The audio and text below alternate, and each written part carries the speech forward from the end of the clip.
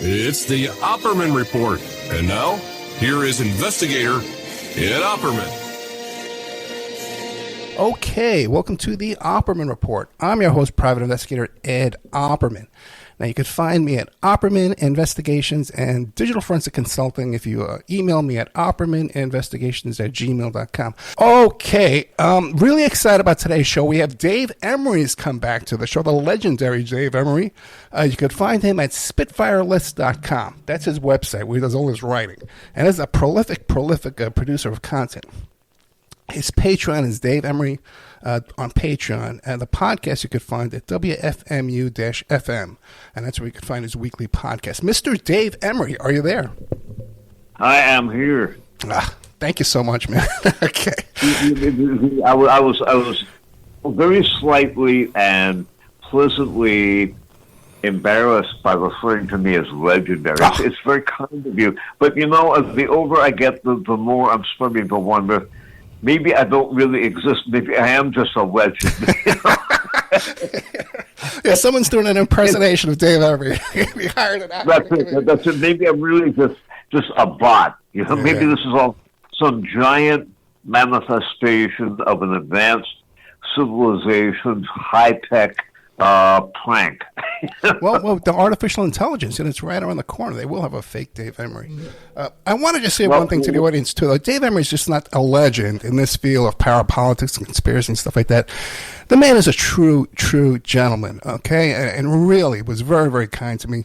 And I can't thank you enough, Mr. Emory, for coming back on the show. Well, the pleasure is mine, and you deserve any kindness that is directed toward you, because these days, I think anyone who is honest, anyone who is brave enough to be honest, and they're related but separate, and anyone who is willing to, this is a horrible cliche, but speak truth to power, should be not only recognized, not only supported, but frankly honored with a capital H. So it is in that context that I view and interact with you. So it is both a pleasure and an honor to be back. Well, thank you. And, you know, my feelings are the exact same way for you, sir. Can you remind the audience, though, if they've been living under a rock for the past 40 years, who is Dave Emory?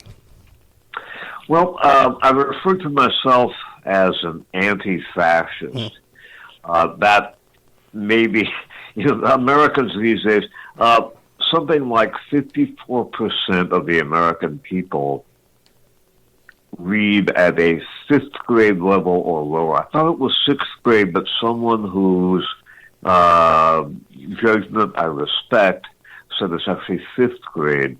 1 in 8 is illiterate. So when you talk to the average American these days about being an anti-fascist, they're likely to say, if you use the term anti-fascist, well, I didn't know her personally, but I hear she was quite a gal. Say, wasn't she related to Pearl Harbor? And that is basically how I refer to myself.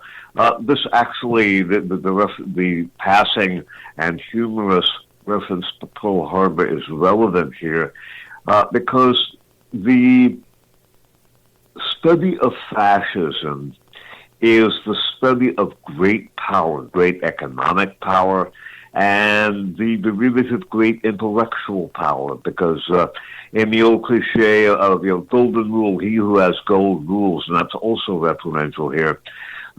If you have a great deal of money, you have a great deal of power, and you get to do things like buy the Washington Post, as Jeff Bezos did, or buy Twitter, now X, as Elon Musk did. And Well, let me ask you this, because you mentioned anti-fascism, okay? I myself am anti-fascist. What do you make of these youngsters out here with these podcasts? They're trying to cover the same topics that we've covered, conspiracy. Today we're going to be talking about the John Lennon assassination and Yoko Ono and her background. What do you make of these youngsters out there that are so enamored with Trump and the right wing and the woke, anti-woke, and all this stuff? Well, I think that it's a combination of several things. One of the things, very long story made very short, fascism manifests itself through political assassination in Germany. Before Hitler rose, and Hitler was not a nut. He was an undercover agent for the German army between the wars, the Reichswehr, the political department of the Reichswehr.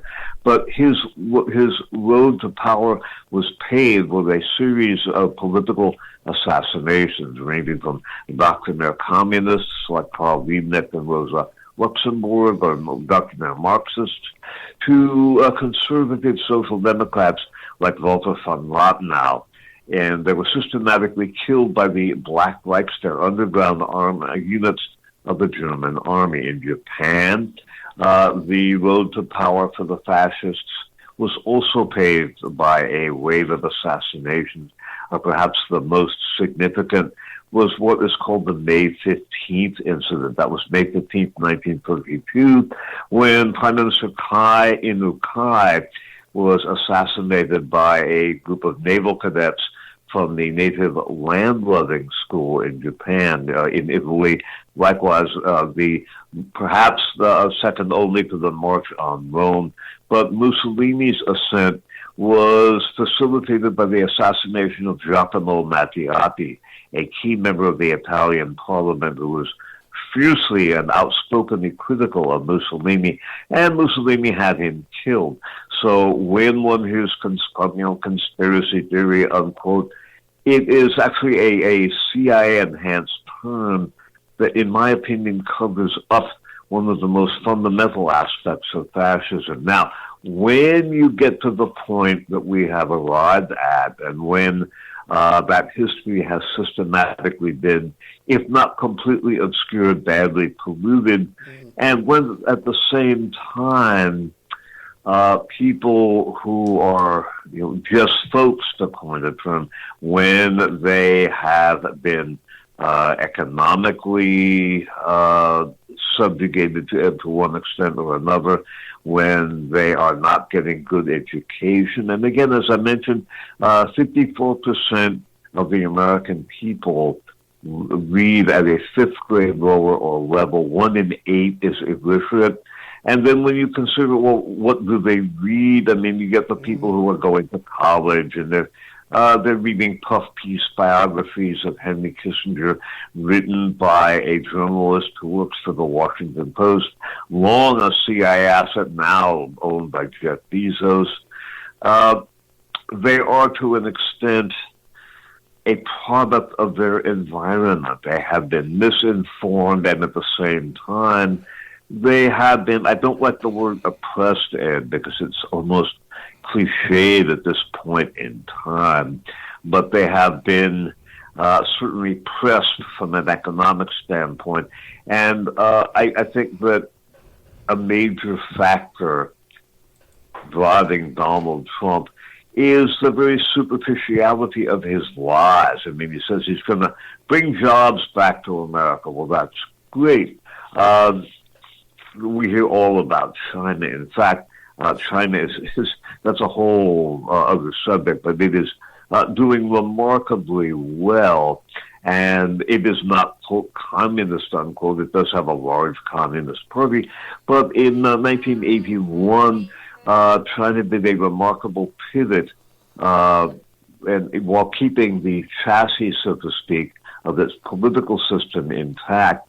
In 1981, 88% of the Chinese people lived at or below the poverty level. By 2020, that was down to 56 million. It was down to 0.1%, some remarkably low thing.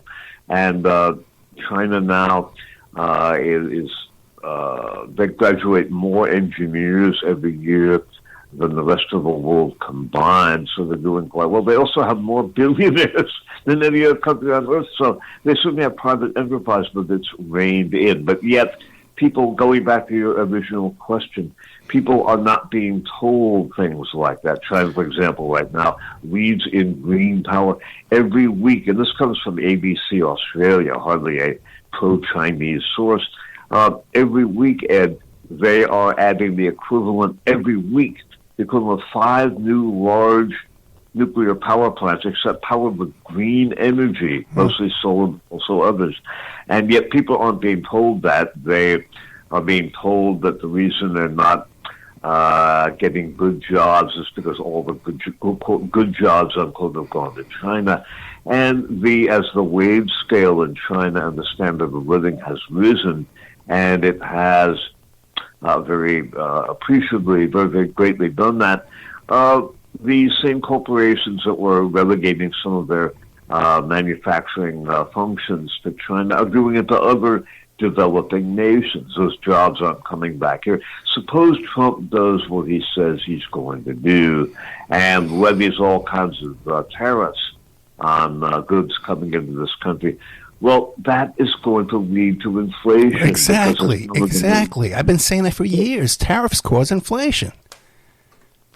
Well, they do, and the people who are running those corporations are going to pass that along to the consumer. The countries in which the countries whose goods are being tariffed, so to speak, to turn that into a verb, are going to retaliate, and they're going to levy tariffs on our goods.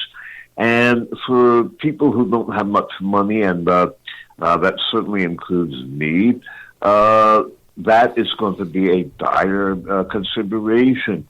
And plus, I'm an old geezer, Ed, and I need Social Security and Medicare that I've worked for my entire life. The Republicans are going to target those. But, you know, when young people see trouble, when they hear him, and I have to be careful because I know now very happily your program is aired on some radio stations.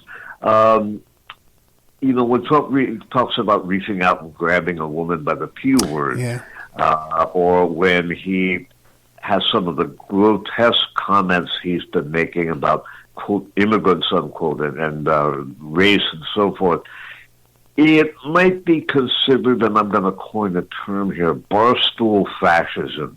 It's people who are recognizing in the language Trump uses, if you actually study Trump, he was born with a silver spoon in his mouth, and I understand that he has a solid gold toilet in his home.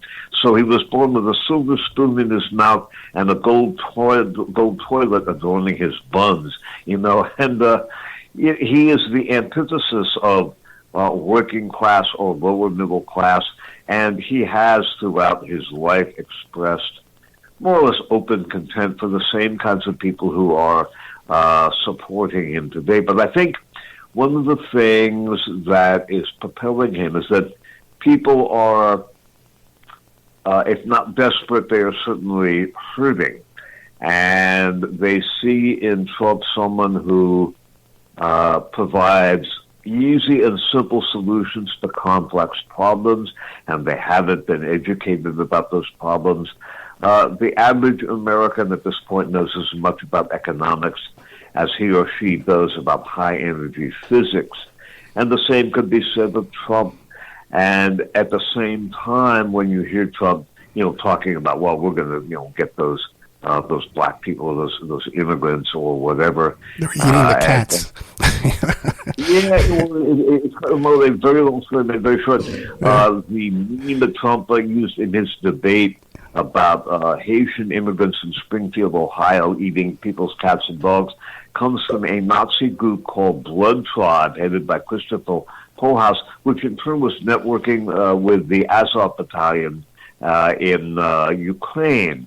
And so it comes straight from the Nazis. There was a full-page op-ed piece in the New York Times by Governor Mike DeWine, the Republican governor of Ohio, who said it was a lie.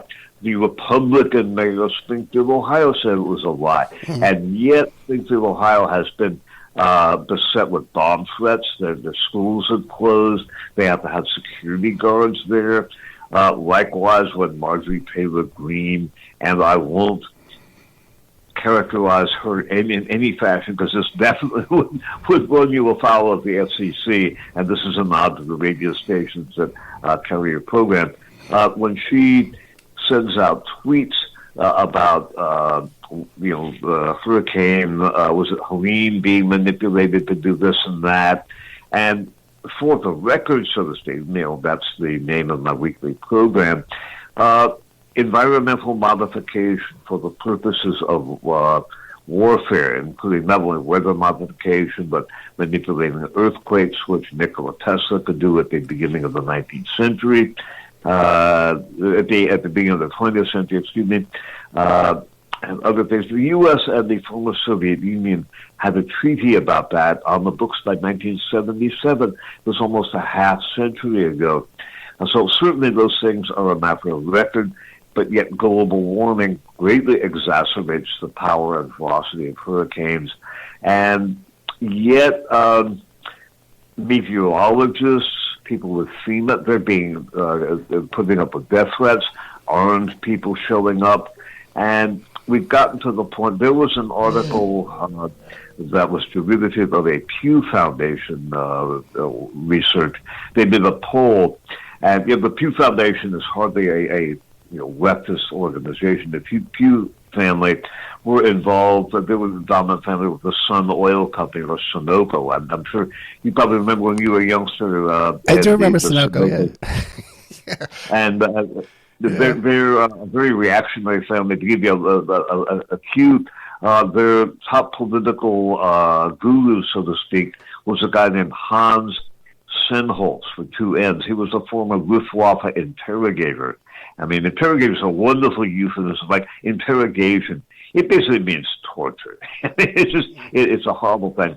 But they found that young people and Republicans, which is an interesting grouping, they view social media as just as credible as regular media. So we've got young people, to an extent, who just haven't been educated, and they're hearing from social media and from Donald Trump what they want to hear. They're hearing easy solutions to complex problems. And then at the same time, the people who are, working class, lower middle class, and who are relatively uneducated, and that's not meant to be condescending, they see in Trump the same kind of person they recognize as being on the bar stool next to them at the local bar. And they say, I'm going to vote for him because, I want to reach out and grab a woman by the P word myself. And, I want to do something about all those N words and all those immigrants and all that stuff. And there's a very good, very short book that was published years ago, and it's called The Making of Donald Trump by David K. Johnston. It's only 234 pages. Donald Trump has, throughout his life, demonstrated,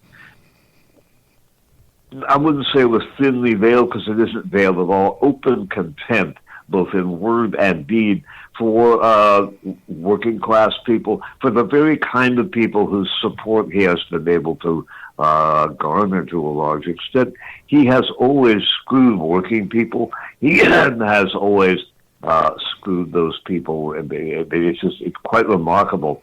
By the way, we've had David K. Johnson on the show a couple of times. Great work coming from David K. Johnson. But the thing is, if you check out SpitfireLists.com and the Dave Emory Patreon, this is the kind of research, this is the kind of stuff you're going to be getting, man. This is gold, the stuff that this guy can just rattle off the top of his head. You're not going to find this out there all over the place. But the thing is, Dave, we're starting to run out of time, and I want to pick your brain about Yoko Ono and the assassination of John Lennon. Well, what do you have for us? Well, I've done a program about that, and I've also put an article up on my Patreon site. Excuse me. I should say about John Lennon. I wasn't a big fan of his. I liked the early Beatles. I liked a lot of his early music. I was not a big fan of his latter material or the Beatles' latter work as well, including the things he did when he was hooked up with Yoko Ono. Right. But he meant a great deal to a great many people. And his murder very definitely, it not only removed from the scene one of the relatively few people who was capable of galvanizing large numbers of people toward progressive causes. For example, hypothetically speaking, the bloodbath that was launched in Central America, or not launched, but perpetuated and accelerated by Ronald Reagan. And really, I think when you talk about Ronald Reagan, you have to talk about George H.W. Bush, the man for whom CIA headquarters is named, and who was Ronald Reagan's vice president. Lennon was one of the few people who could have mobilized people in support of that. He had a history of political activism, of opposing the Vietnam War. He also financed the publication with the realist. Not a publication I think a whole lot of, but the late Paul Krasner of the realist was, in my opinion, and it's my opinion, the classic broken clock that's right twice a day. And most of the time he would call the wrong time. But he published 3 articles by my late dear friend Mae Russell that were really seminal, one of which, her long book-length article about the Symbionese Liberation Army, was the focal point of a 5-hour broadcast I did in the summer of September of 1986. But John Lennon was someone who was politically active. And the Beatles, with their extremely high profile with capital E, capital H, and capital P situation, were capable of marshaling large numbers of people toward the political cause. His assassination, and we should remember he didn't just die, I mean, he was murdered, he was shot to death, was a political assassination. To make a very long story very short, Mark David Chapman, who, in my opinion, was the MK Ultra / mind control patsy for the assassination of John Lennon, was not the actual assassin of John Lennon. The bullets, I believe, came in from John Lennon's left. I may have this turned around. He was either standing to Lennon's left, and the bullets came from Lennon's right, or the other way around. But in any event, Mark David Chapman could not have been the man who pulled the trigger on the bullets that killed John Lennon, but rather a guy who was serving as the doorman that evening at the Dakota Hotel, who was a fellow named Major, his last name was Perdomo, and I'm going to get you his full name here in just a second. It's Jose Perdomo. Jose Perdomo. He was not only an anti-Castro Cuban, he had worked for the CIA. He was at one point, I think it was the middle of the Sangenis, Sangenis. He was a CIA officer. He was a veteran of Operation 40, the anti-Castro Cuban paramilitary operations. He was linked with Frank Sturgis. He was part of the corrupting a title from both the late Colonel L. Fletcher Prouty's book, also used by the Christic Institute in their lawsuit against some of the players in the Iran-Contra scandal. The secret team, I would call it the not-so-secret team, because they're not really a secret. They are not hidden, but they have been eclipsed. It was Major Perdomo who was identified by a witness as having actually fired the shots, and he was engaging Mark David Chapman in conversation about not only the Bay of Pigs, but about drumroll fanfare, the assassination of President Kennedy for hours prior to John Lennon and Yoko's arrival. Lennon was, again, killed with 4 shots that came in from the opposite side of the body that John Lennon, that Mark David Chapman was standing on, and he also basically, I'm just doing a little, doing a little Googling around with this. Anyway, Major Perdomo, the handyman turned doorman for that evening, disposed of the weapon. One eyewitness said that it was actually Perdomo who did the shooting. Mark David Chapman had plenty of time to get away. He did not get away, and one of the psychiatrists, by the way, who helped to treat him, Dr. Bernard Diamond, had also treated Saran, who was in all probability a mind control patsy for the assassination of Robert F. Kennedy. And that's Robert F. Kennedy Sr., not to be confused with, pardon my French, brainworm Bobby, who just, I mean, again, I have to be careful what I say about Robert F. Kennedy Jr. because your program is aired on the radio, and boy, if I were to be absolutely candid, I would have to reach into the foulest backwaters of my vocabulary. And, I like you, Ed, although my parents were from the Midwest, I'm a native of New York City, and New York City has its own dictionary. It begins with M and ends with F, so I have to watch out for that. But the point being that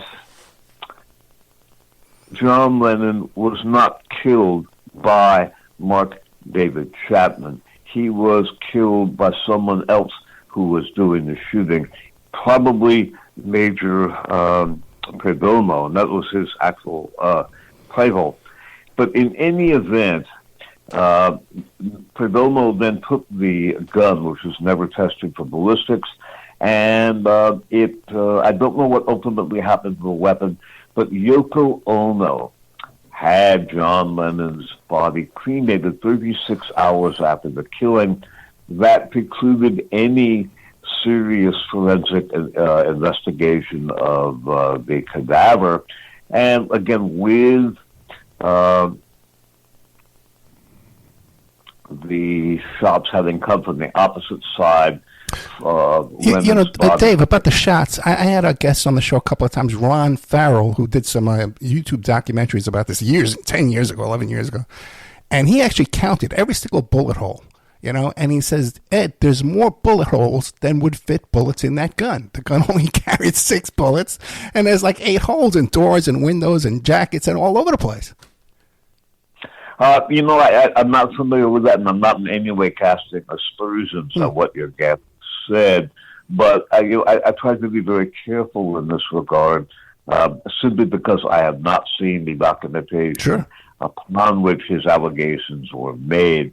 So I'm going to keep my footing on firm territory here. The bullets came from Lennon's left side, but Yoko Ono had Lennon's body cremated 36 hours after the killing. That precluded any serious investigation of John Lennon's killing. Now, Yoko Ono herself was a very interesting individual.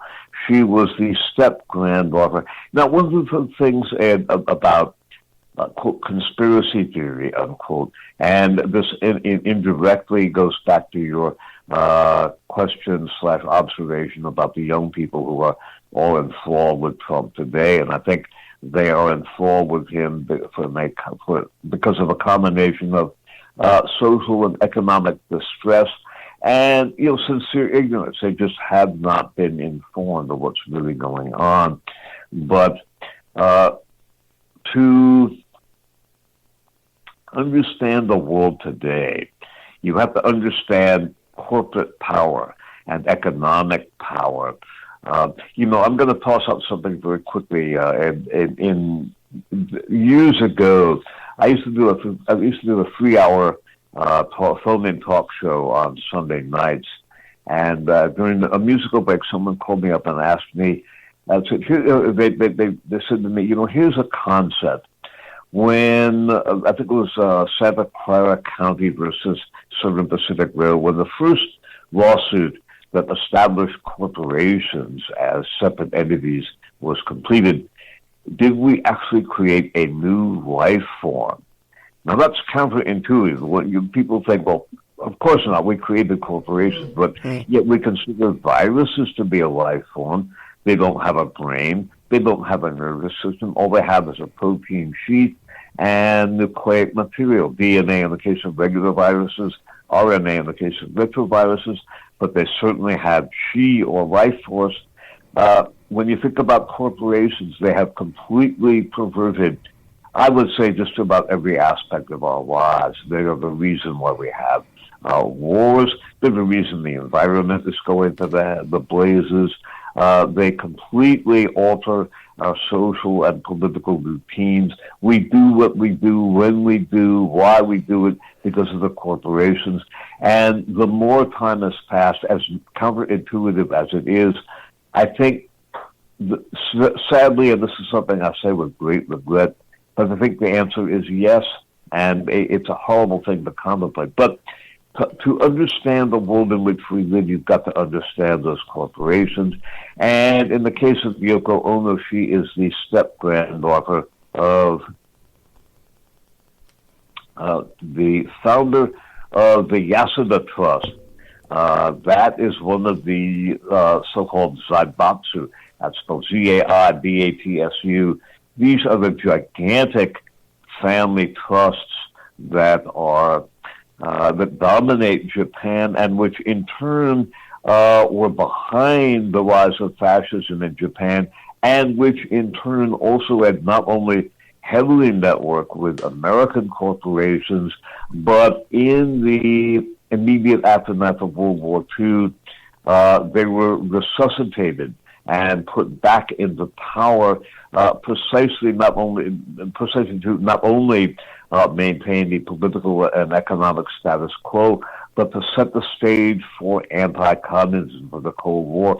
We did the same thing in Germany. We took the same corporations and financial institutions that financed Hitler and that networked very heavily with our own oligarchs, I will say. And we put them back in power, and we incorporated the entirety of the Third Reich's national security establishment, the Reinhard Gehlen spy outfit, which William Corson, a Marine Corps colonel who resigned his commission in protest over the Vietnam War, became the special advisor to the Troops Committee, wrote a book called The Armies of Ignorance, and when interviewed by the late brilliant Carl Oglesby, he characterized the Gehlen organization as, quote, a front for Odessa Nazis. And by Odessa, he meant that the post-World War II SS fraternal SS underground organization. The German general staff surrendered. Neither the Nazi Party nor the SS surrendered at the end of World War II. We not only took in the Gehlen Org, which is our eyes and ears on the former Soviet Union during the Cold War, but we also took in the Project Paperclip scientists. Most notably, perhaps the most famous of those, was Werner von Braun, who was the director of our space program. He wasn't an apolitical technocrat, as he has been represented as being. He was an officer in the SS, and he and Walter Dornberger, the military commander at Peenemünde and Nordhausen, signed contracts and to work for General Electric's missile program, their equivalent of the V-2 rocket, in December of 1944. And we took in there the guy who developed Agent Orange, which I know is an older guy, and you remember that. That's what one of the things that devastated the Vietnam veterans. That was a guy named Friedrich, quote, Fritz, unquote, Hoffman, who was the CIA's top poison expert and who was a Project Paperclip scientist brought in from Nazi Germany. We did the same thing in Japan. We put the Zaibatsu right back in power. General MacArthur and his top intelligence officer, Charles Willoughby, a.k.a. Karl Abel von Scheppel of Wiedenbach, a German-born fascist who was an admirer of Mussolini, and Francisco Franco, the fascist dictator of Spain, into whose employ Willoughby went in 1954 after his formal retirement from the military. But we did the same thing in Japan. We put the Zaibatsu back in power. We incorporated their national security establishment, General Seizu Arisu, whom I call the Japanese Galen, Colonel Tsuji Masanobu, who oversaw the Bataan Death March. He killed and cannibalized. He left the Hannibal record of the Bataan Death March. He ate some of the bodies of some of the American POWs he killed. We put these people right back in power and utilized them to fight the Cold War. One of the Zaibatsu that we put right back in power was the Yasuda Trust. And the family of Yoko Ono. Yoko Ono is, again, the step-grandfather of the Yasuda Trust. And she was reading from a book called but there were people who want to know about Asia, want to wind up in the opposite camp from those misguided, I should say, followers of Donald Trump. You know, as you mentioned it, there was an observation that was made by Dr. Johnson centuries ago, which I think characterizes Team Trump, to coin the term, and I think accurately identifies the deadly nature of what they do, and yet views that with the measure of understanding and consequent compassion that I think is warranted. Dr. Johnson observed the quote, "Those who make beasts of themselves escape the pain of being human."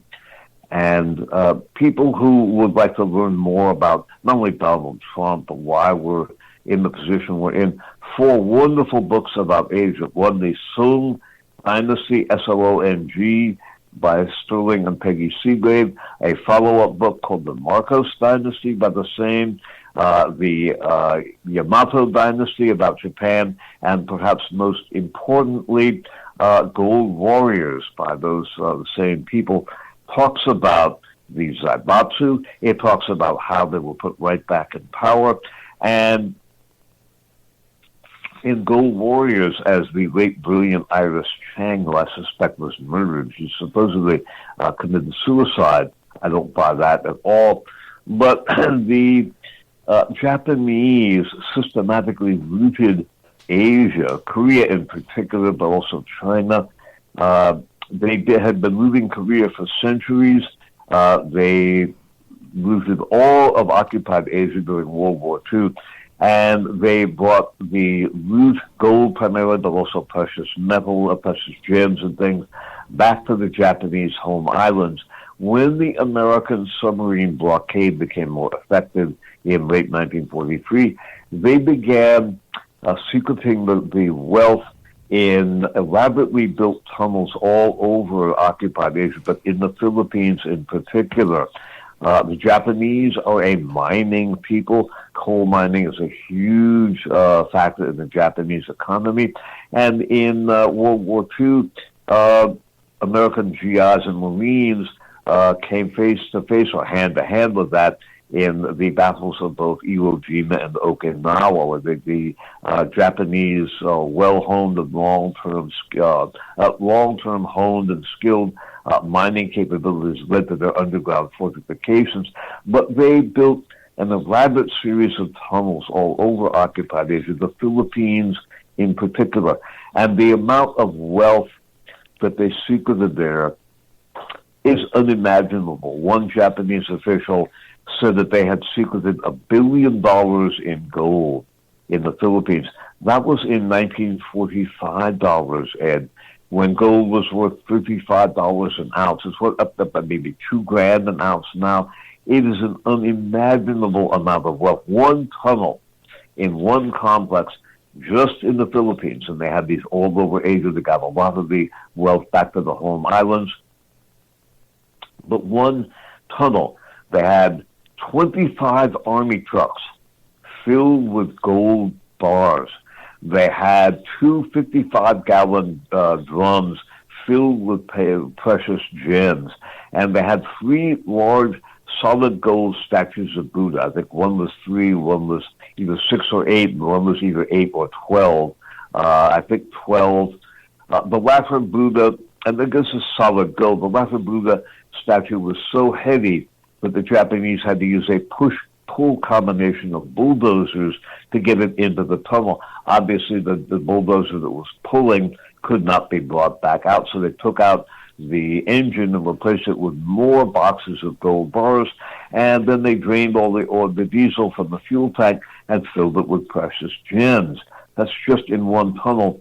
The Japanese official who spoke of $1 billion being secreted in the Philippines said it would take them 100 years to dig it out.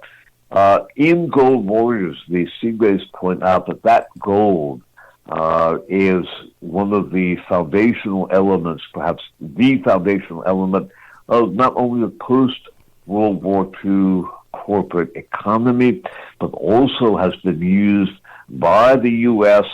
to not only finance covert operations, but to buy political officials around the world, including Japan and the U.S. To make a very long story very short, that gold is one of the foundational elements of the wealth of the Liberal Democratic Party, which is neither liberal in our political sense of the word, nor democratic. And so Yoko Ono herself is the step-granddaughter of the Yasuda Zaibatsu. Hang on one second, I'm going to zoom up, and that quote was from the Yamato dynasty by the Seagraves. And speaking of the Zaibatsu, they write, each Zaibatsu was a self-contained commercial empire with its own mines, workers, factories, banks, insurance companies, ocean fleets, and export agencies. They were modeled on the long-established Mitsui family commercial empire. These four new Zaibatsu, that's new as of 1860s, were Mitsubishi, remember that one, Sumitomo, Yasuda, and Iwasaki. And again, Zenhiro Yasuda Zaburo was the adopted son of the maternal grandfather of Yoko Ono. And Yoko Ono's father, Aisuke or Yosuke, depending on the translation, worked as a paymaster for a very important Japanese spy in World War II. He was a British naval aircraft veteran named Frederick Rutland, R-U-T-L-A-N-D. His nickname was Rutland of Jutland, the famous naval battle in World War I. He became the first man ever to fly an airplane from the deck of a ship. Actually, it was from the top of a turret of a battle cruiser. And in the early 1920s, he was employed by the Mitsubishi Corporation to not only train pilots to fly off of ships, but also to handle various types of naval aircraft for Mitsubishi. Mitsubishi manufactured the famous Zero fighter plane, which figured in the attack on Pearl Harbor. And writing in the book Gold Warriors, the Seagraves described Mitsubishi as follows.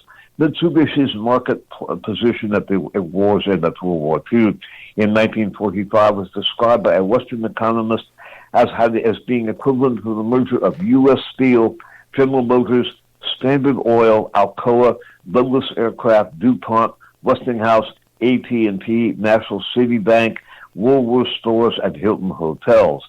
And that is, as that old Alka-Seltzer ad used to say, that's a son of spicy meatball. And that is who both Frederick Rutland and Isuke Ono were working for. And Isuke Ono was the paymaster. He was the Japanese naval intelligence paymaster for a key Japanese spy working for the Mitsubishi Zaibatsu in 1933 in San Francisco, USA. He was a very important, not only banker, but working for Japanese naval intelligence. He was involved with the run-up, the preparations for Pearl Harbor. One key analyst views him views the Rutland-Isuke Ono collaboration as fundamental to the Japanese success in attacking Pearl Harbor. But Yoko Ono then became, Isuke Ono then became a very important operative for the international banking system in post-World War II global corporatism. He became the top official for what became known as the Bank of Tokyo. The Bank of Tokyo was the renaming of the Yokohama Specie Bank. That was the primary bank. It was 25% owned by Emperor Hirohito. That, by the way, is the correct pronunciation of the Japanese emperor's name. It's spelled Hirohito, Hirohito. It's pronounced Hirohito. It was 25% owned by Emperor Hirohito. It was the primary bank for secreting abroad the massive amount of gold that was looted by the Japanese in World War II. And Yoko Ono's father, Isuke Ono, was the top official. He was the president of the New York branch of the Bank of Tokyo, which was a renaming of the Yokohama Specie Bank. Now, in the book Martin Bormann, Nazi in Exile, Paul Manning describes the Yokohama Specie Bank as follows. The family owned a 25% controlling interest, and therefore it was the major instrument in the bank, and therefore it was a major instrument used in the movement of large currency credits and other liquid assets to Switzerland, where Yokohama Specie Bank had a branch and correspondent relations with Swiss and German banks.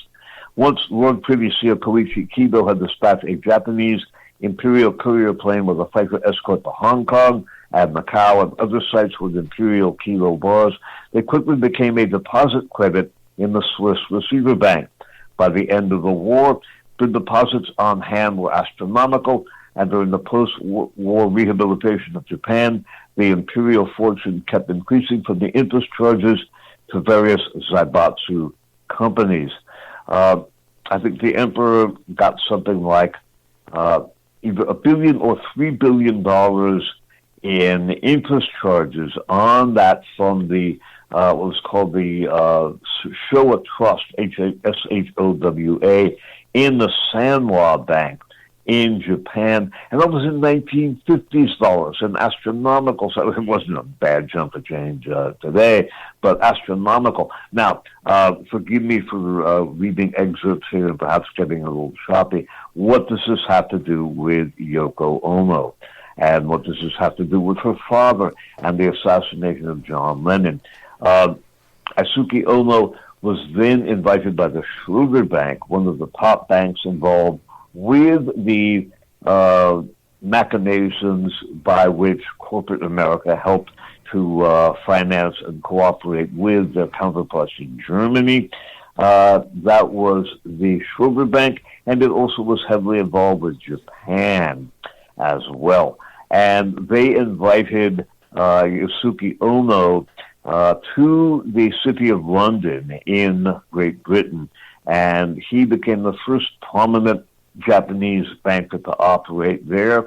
He also paved the way for the opening of branches of, among others, the Sanwa Bank in Great Britain.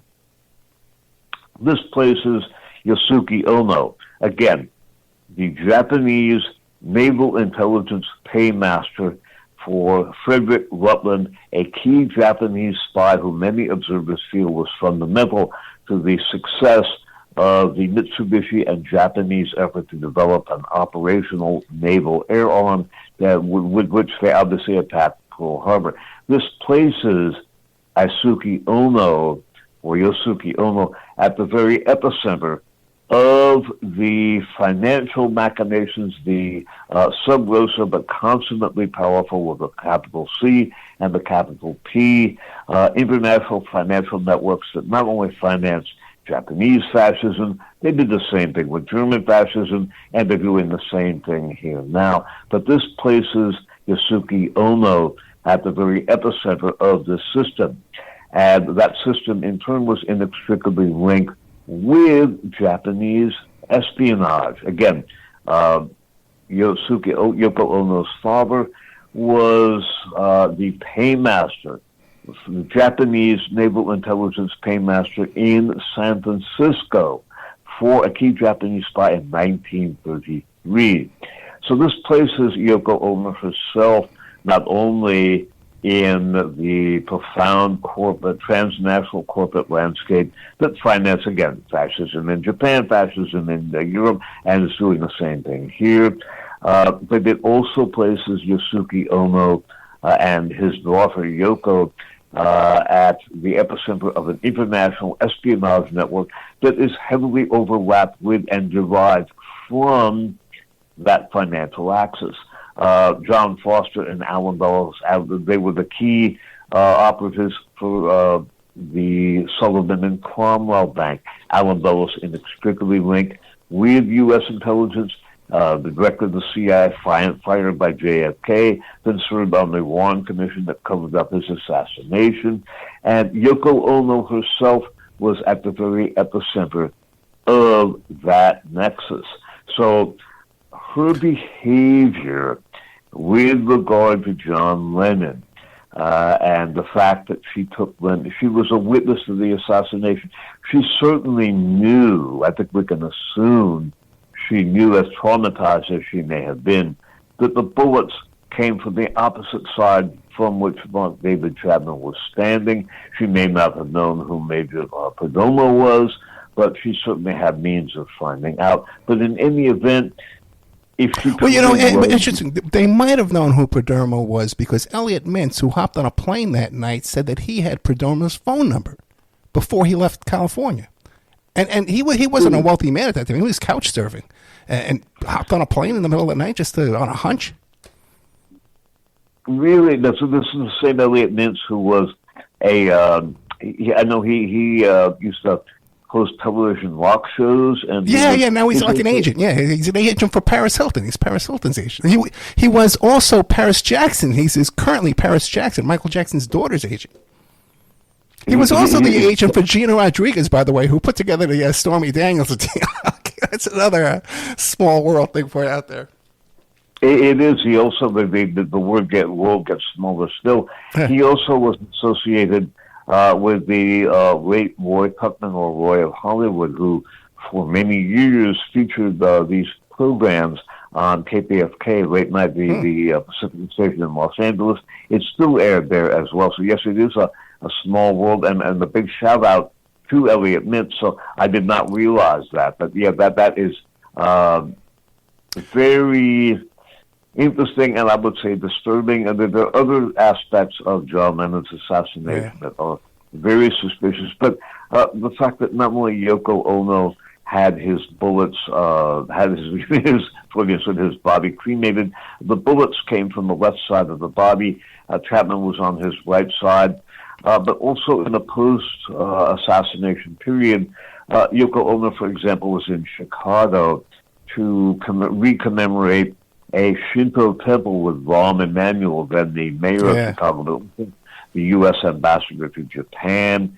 And Shintoism was the religion, the state religion of fascist/imperial Japan. It was burned down by infuriated Americans, that particular Shinto temple, in the aftermath of the attack on, from fanfare, Pearl Harbor. And Yoko Ono helped commemorate that. And she also has apparently done very well for herself marketing Lennon family memorabilia. Again, I don't know a great deal about her. I did not care for her. I don't care for her art. I cared even less for her alleged music. Okay, can I ask you a question? Are there any indications that she received some kind of financial benefit from all this Japanese trust and all this kind of stuff after the death of Lennon?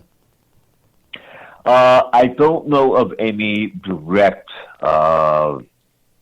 monies that she has made. It certainly would be possible. And, this is not necessarily to condemn her. I mean, she could have been under mind control. She could have just been threatened. They said, listen, Yoko, do the old carrot and stick, there'll be, $100 million. That would be a lot of money, maybe once. It's not a bad chunk to change today. There'll be $100 million in a secret Swiss bank account for you if you collaborate. Otherwise, we'll start by killing Sean Lennon. Yeah. Or maybe we'll do the same to you. I mean, it's very easy to be brave with someone else's situation, I'll tell you this, though. It does appear that a lot of people are afraid of Yoko Ono.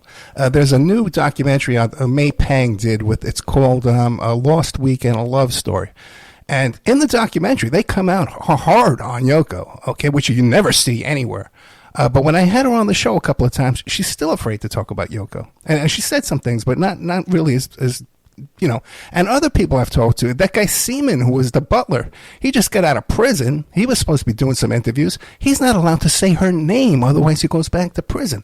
There's a lot of people afraid of Yoko to this day. Well, that is not something that surprises me. Again, I will only discuss what is on the public record. Right. I never cared for her. My nickname for her was Oh No Yoko. I just didn't like her music. I don't like her music. I don't like her art, and I don't generally care for her entire act. She certainly has apparently profited handsomely from the Lennon family memorabilia. Again, I don't. I like John Lennon's early music. He was an aficionado of Chuck Berry, whom I love. It dates me, and I'm an old geezer.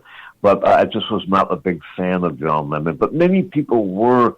And, one of the things I find at one level tragic and another infuriating is that people just have not looked into his situation. Mm-hmm. And I think, frankly, any significant investigation of that must necessarily look into Yoko Ono. Had she, in fact, followed in the footsteps of her father and the Yasuda family? Was she, in fact, an operative of the enormous financial access that we've spoken of, albeit in passing, and the overlapping espionage access? I think that is one of the questions that looms very, very large. John Lennon, by the way, at the time of his killing, was working to support the workers in the strike against the Japanese Food Corporation, a powerful firm marketing Japanese food that was basically a corporate peer of the Yasuda Trust, Mitsubishi, Matsui, etc. And that certainly would not have sat well with the colleagues of Yasuki or Isuki Ono. Was Yoko an operative of those same forces, both espionage and corporate? I don't know. Well, Dave Emory, we are out of time, though. Spitfirelist.com, the Dave Emory Patreon, WFMU, FM, and For the Record podcast. It comes out weekly. In 1 minute, what can you leave us with? Well, I would like to encourage people to pursue these things at greater length. I sent you many links to programs I've done in which I transcribed powerful elements of the Seagrave, the key exit of the Seagrave's work. And the article about Yoko Ono's father is available on my Patreon site. And it's called "What Did Yoko Ono's Father Do in World War II?" And they're also the Spitfirelist.com website features all the programs I've done on the Seagrave's work, a program for the Record 1321 about the assassination of John Lennon. So I would say that people who want to use the relevant source material that I have generated for the better part of half a century might compare it to getting a drink from a fire hose. Mm. And Dave Emory, too, I noticed that you sell your entire life's collection of radio shows for $65, something in that. Is that true? That is true, and Amazing. there's a new 64-gigabyte flash drive that is being put together, Yvo, as I speak at the top of each post, at the top of each program description. There is a link that you can order that. It's only $65. It's tax deductible, and perhaps add the proof that I'm as crazy as my worst critics say. This is my entire life's work, and I get no money from it whatsoever. Oh, you get no income from this? None. Oh, none. Not from that. I do from the Patreon side. No, God bless you, my friend. Spitfirelist.com. Dave Emory on Patreon. The podcast is called For the Record, and also too, you can get the WFMU FM podcast too as well. Thank you so much. My pleasure, Ed. Thank you. Good night.